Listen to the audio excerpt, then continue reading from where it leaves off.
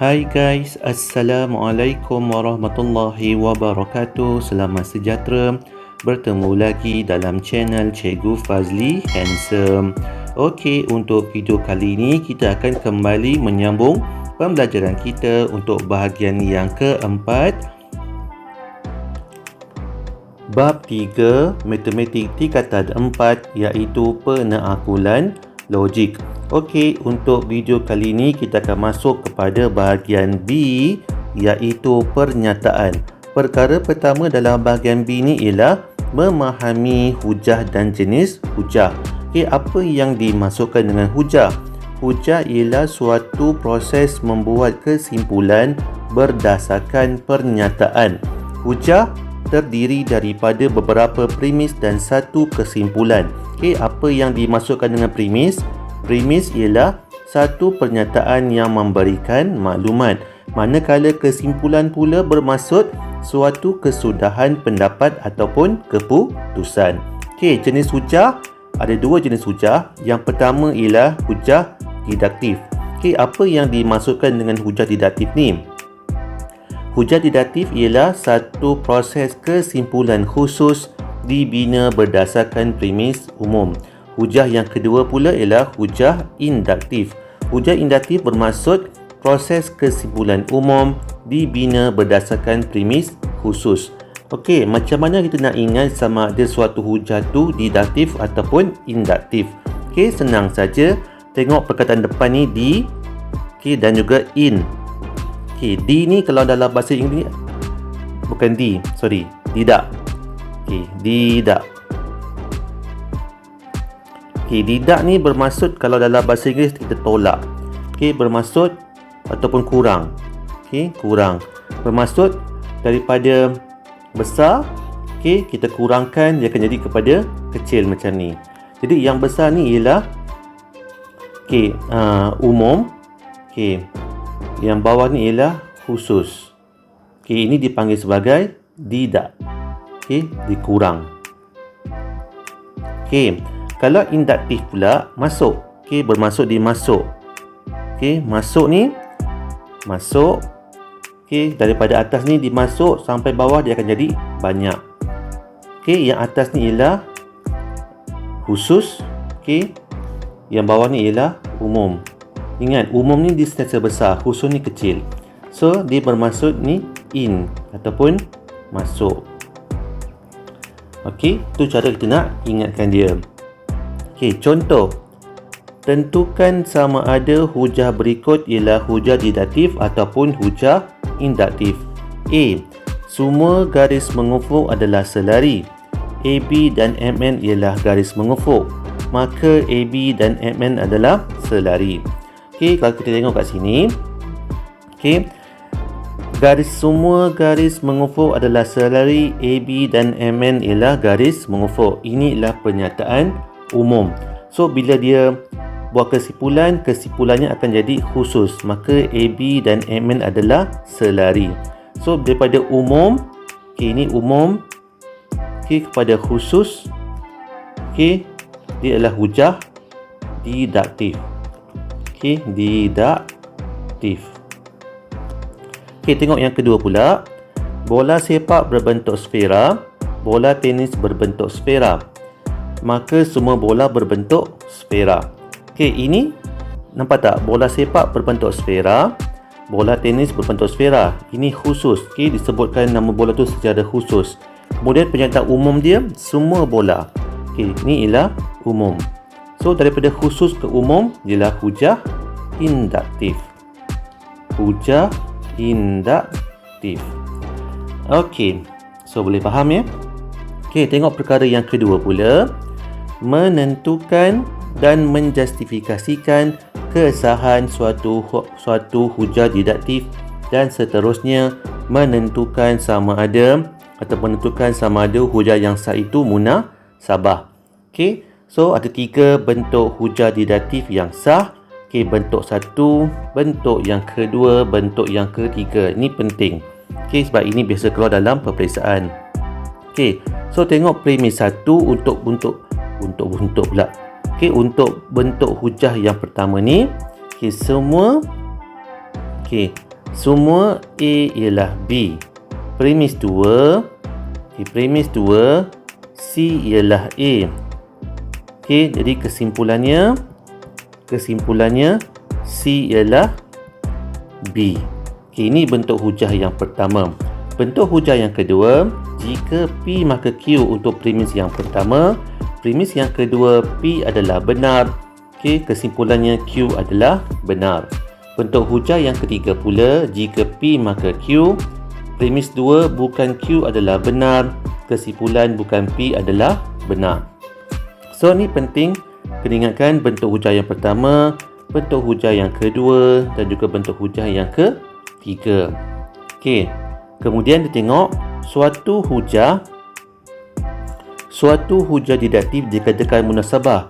Bila masa suatu hujah tu dikatakan munasabah? Jika premis dan kesimpulan adalah benar. Premis benar, kesimpulan benar, barulah dia kata munasabah. So tengok pula yang ketiga, kesahan suatu hujah. Macam mana suatu hujah tu kita boleh tentukan dia sah atau tidak? Ditentukan berdasarkan bentuk hujah. Sama ada dia mematuhi bentuk hujah yang pertama, bentuk hujah yang kedua dan juga bentuk hujah yang ketiga. So dua perkara yang penting kat sini kita tahu. Yang pertama bentuk hujahnya, tiga perkara penting, saya ulang balik, tiga perkara penting. Yang kedua sama ada dia munasabah ataupun tak munasabah. Dan yang ketiga dia sah ataupun tidak sah. Contoh, adakah hujah di bawah sah dan munasabah? Sekiranya tidak, berikan justifikasi anda. Premis 1, semua gandaan 10 boleh dibahagi 5.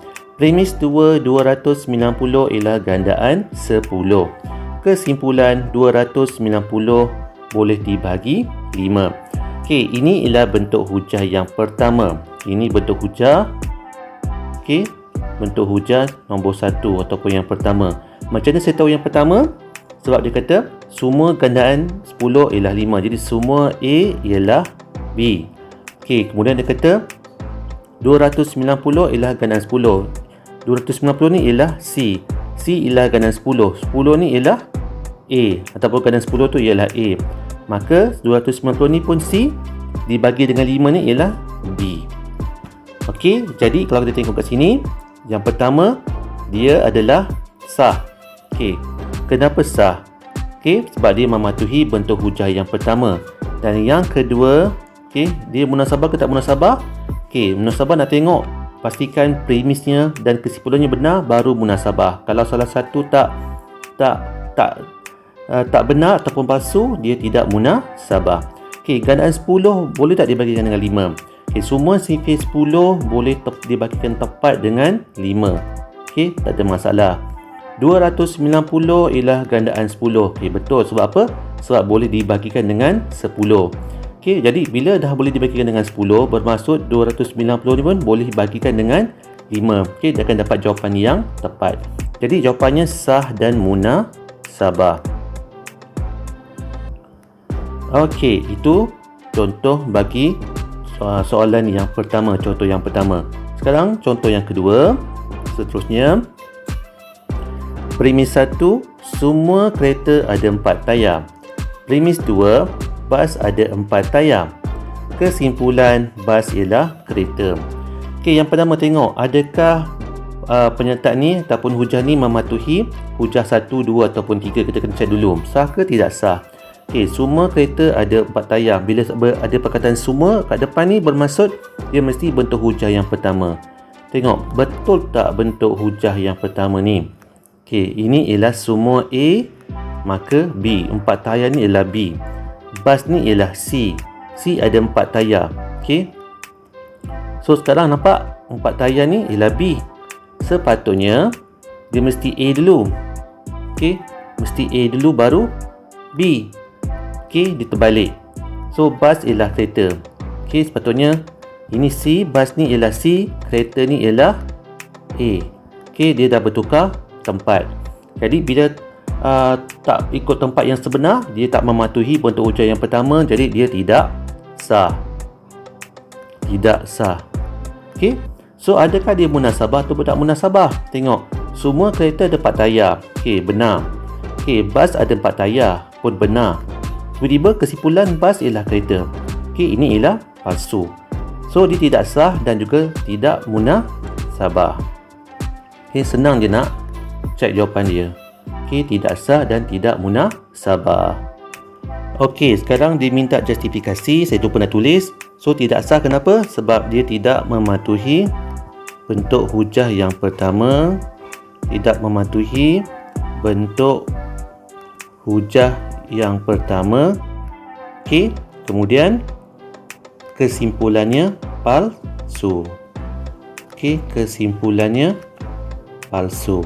Okey, itu dia punya justifikasi kenapa tidak sah dan juga kenapa tidak munasabah. Okey, contoh yang ketiga. Premis 1. Jika A tak sama dengan B, maka A tolak B sama dengan kosong. Premis 2. A tak sama dengan B. Kesimpulan A tolak B sama dengan kosong. Okey, nampak tak? Sini bila ada sebut jika, maka okey, ini akan jadi bentuk hujah sama ada yang kedua ataupun yang ketiga. Kemudian tengok, ini jika A maka B. Okey, A tak sama dengan B ni bermaksud A tolak B sama kosong ni ialah B. Kemudian tengok balik dia punya atas ni. Okey, P adalah benar, Q adalah benar. Okey, jadi dia kata sini A tak sama dengan B, A bukan B, silap, PQ. Jika P maka Q. So inilah Q, ini adalah P adalah benar sebab apa? Dia punya atas ni sama dengan yang bawah. Okey, maka Q adalah benar. Maka A tolak B ni Q pun adalah benar. Okey, kenapa? Sebab dia punya atas ni sama dekat dengan yang bawah. Okey, sama juga. Jadi, tengok, adakah dia mematuhi bentuk hujah yang kedua ataupun yang ketiga? So, inilah bentuk hujah yang kedua. So, dia punya jawapan ialah sah. Sah. Okey, yang kedua tengok, adakah jawapannya munasabah ke tak munasabah? Okey, sekarang A tak sama dengan B, maka A tolak B sama dengan kosong.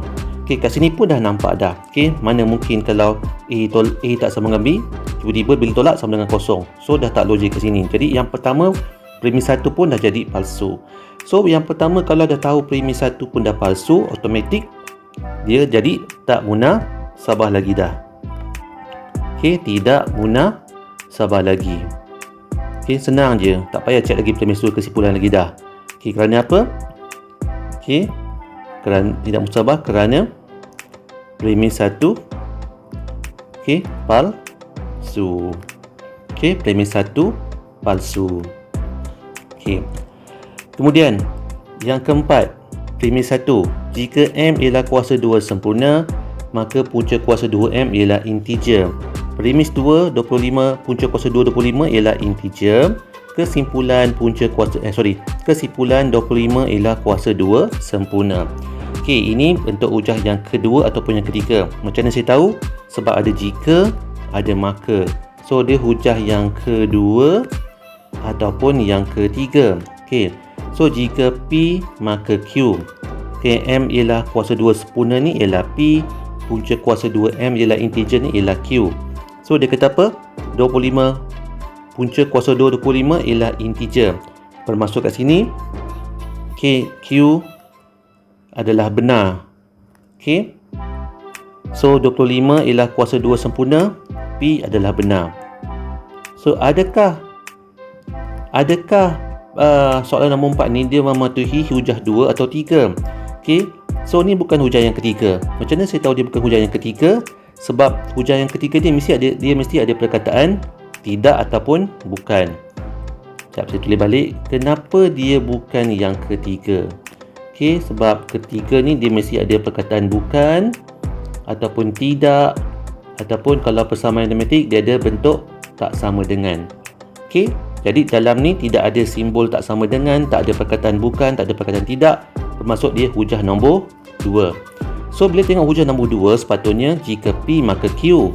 Okey, kemudian P adalah benar. Okey, P adalah benar. Q adalah benar sepatutnya. Okey, tapi sekarang dia terbalik. Okey, dia terbalik. So, bila terbalik, jawapannya dia akan jadi tidak sah. Okey, yang pertama jawapannya tidak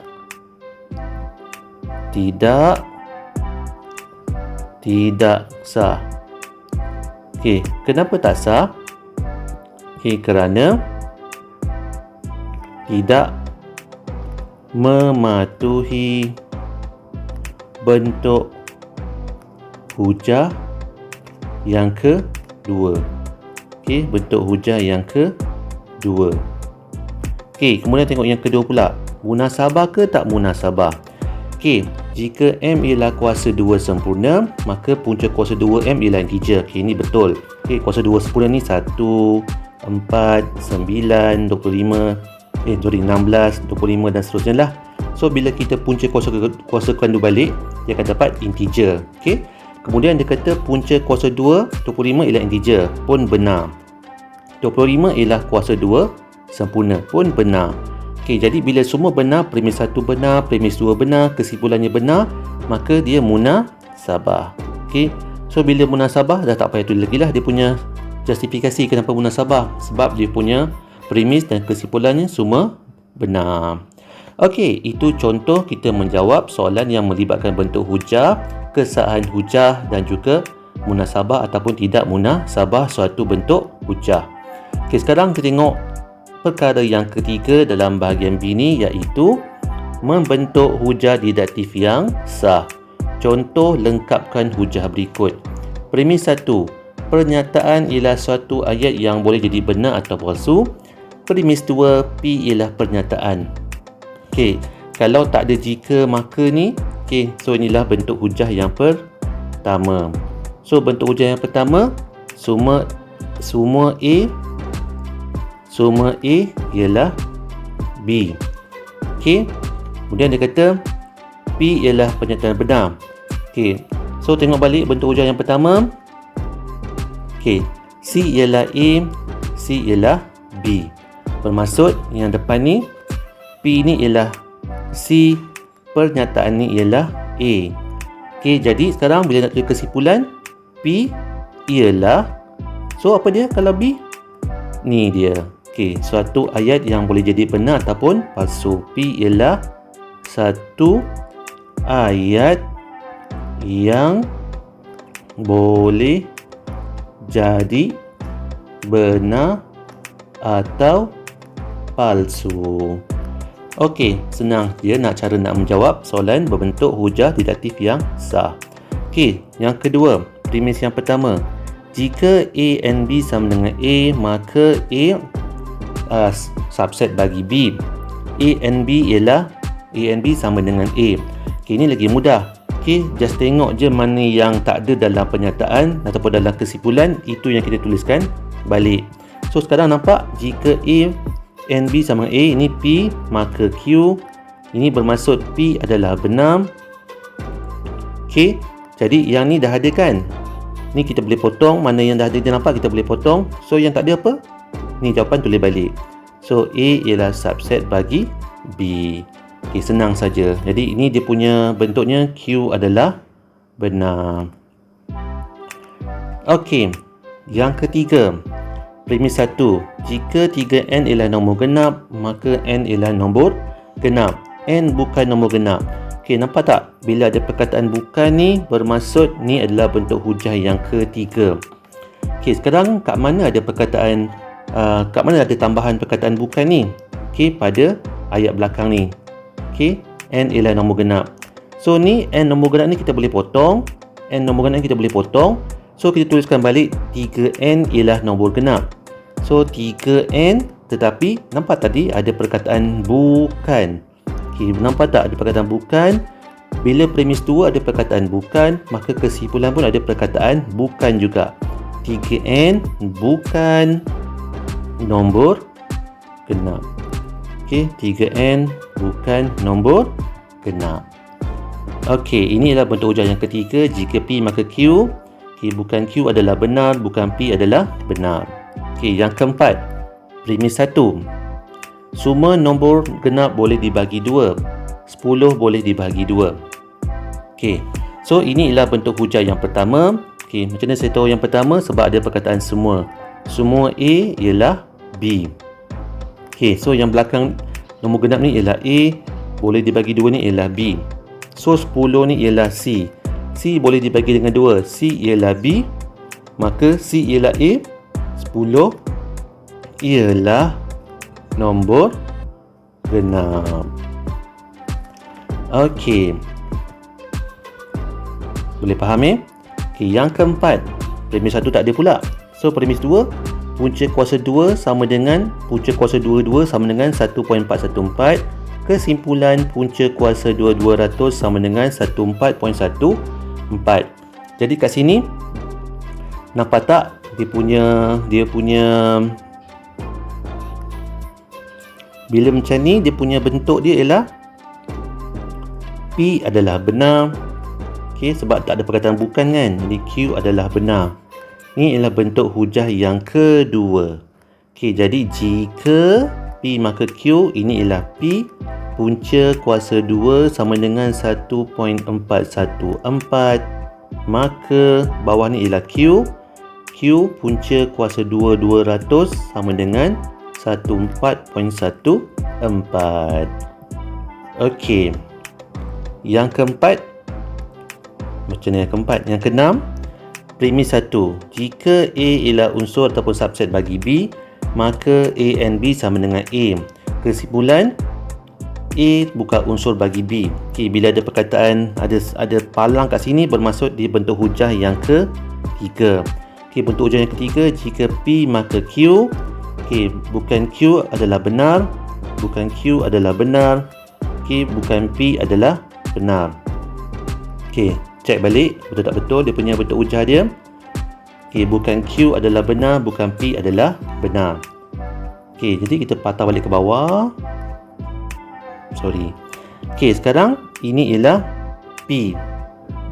Okey, bukan P adalah benar. Jadi kita kena tambahkan dia punya belakang ni menjadi tidak sama dengan. So tulis balik A and B tak sama dengan A. Sebab ini adalah bentuk hujah yang ketiga. Bila ada palang kat sini, so sama dengan ni pun ada palang juga. Dia menjadi tidak sama dengan. Okey, itu saja untuk video kali ini. Okey, kita dah belajar, saya ulang balik. Daripada atas tadi, kita dah belajar memahami hujah dan jenis hujah. Okey, kita dah cara nak menentukan sama ada suatu hujah tu induktif ataupun didaktif. Didaktif, dia berkurang daripada besar ke kecil. Okey, umum kepada khusus. Okey, manakala induktif, okey, daripada kecil kepada besar. Macam mana ibarat kita masukkan air. Okey, daripada kecil ke besar, khusus ke umum. Kemudian dah belajar bentuk-bentuk hujah, bentuk 1, bentuk 2 dan bentuk 3. Okey, dan kita dah belajar hujah tu munasabah ataupun sah. Okey, dan yang ketiga, kita dah belajar cara menulis ataupun cara membentuk hujah didaktif yang sah.